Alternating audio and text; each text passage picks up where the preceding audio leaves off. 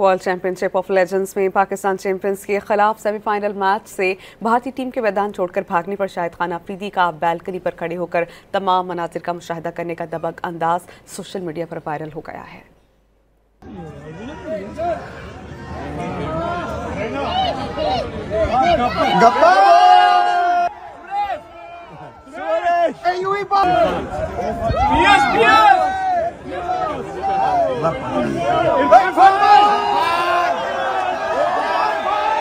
World championship of legends में Pakistan champions के खिलाफ सेमीफाइनल मैच से भारतीय टीम के मैदान छोड़कर भागने पर शाहिद खान अफरीदी का बैल्कनी पर खड़े होकर तमाम मनाजिर का मुशाहिदा करने का दबंग अंदाज सोशल मीडिया पर वायरल हो गया है।